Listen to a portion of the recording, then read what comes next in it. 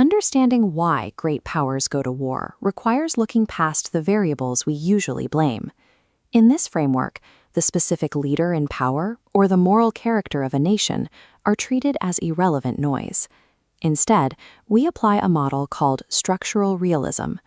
This paradigm argues that state behavior is driven by the sheer architecture of the international system, rather than the beliefs of the people living within it. Within this model, states are treated as uniform, featureless actors, much like billiard balls on a table. The only meaningful difference between them is their relative size and their military power. This perspective is rigorously detailed in texts like John Mearsheimer's The Tragedy of Great Power Politics, which defines the modern offensive variant of this theory. Before realist scholars diverge into competing camps, they build their theories on the same foundational architecture, a structure that makes security competition an inescapable feature of the system. Structural realism rests on 5 assumptions setting the rules. First, the system is anarchic. No global sovereign exists. Second, all states possess offensive capabilities. Third, intentions remain uncertain. Fourth, absolute survival is the primary goal. Finally, states are rational actors, calculating optimal survival strategies. When these 5 rules are joined, they create a system characterized by inherent fear. Because states cannot trust each other, and because there is no higher authority to call upon, they are forced into a rigid system of self-help. Every structural realist agrees on these 5 pillars, but the logical conclusions they draw from this climate of fear split the realist discipline into 2 opposing camps. The first camp is defensive realism, championed by scholars like Kenneth Waltz. Defensive realists argue the anarchic structure punishes aggression. If one nation attacks, a balancing coalition inevitably forms to crush them.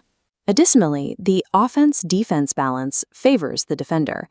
Geography and defensive technology make holding territory far easier than taking it, rendering conquest a failing venture. Therefore, the rational strategy is for a state to act as a defensive positionalist. The goal is to maintain the current position and preserve the existing balance of power, the status quo. But this raises a critical question.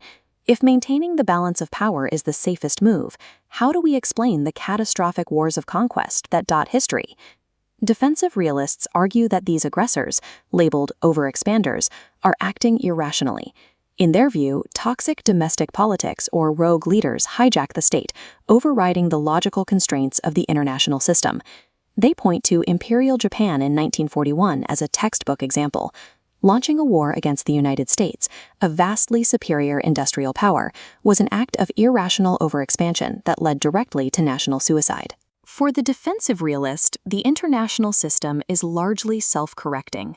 Rational states seek only enough power to survive comfortably within the established order.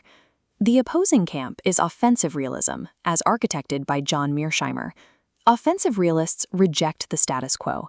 Because rival intentions can change overnight, relying on neighbors is a lethal gamble. The security dilemma drives constant competition. Every measure a state takes to secure itself, like building an army, threatens others, forcing them to arm in response. Under this model, the ultimate rational goal is regional hegemony. The only true way to guarantee survival is to become so disproportionately powerful that no other state in your hemisphere can possibly threaten you. This reframes the entire concept of overexpansion.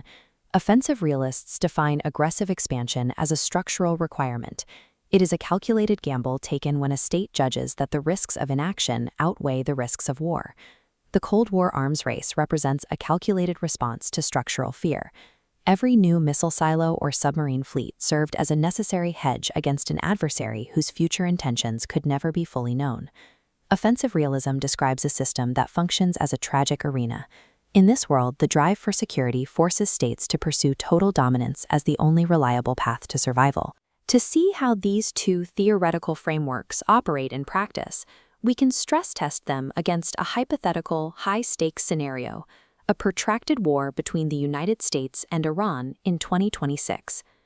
Through the lens of defensive realism, an unprovoked U.S. invasion of Iran would be an irrational disruption of the status quo.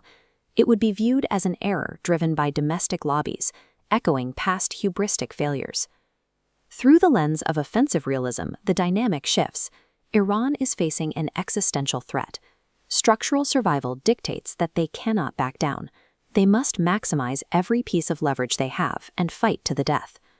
We can visualize this war of attrition through an escalation ladder, measuring the shifting balance of power as both sides attempt to gain an advantage.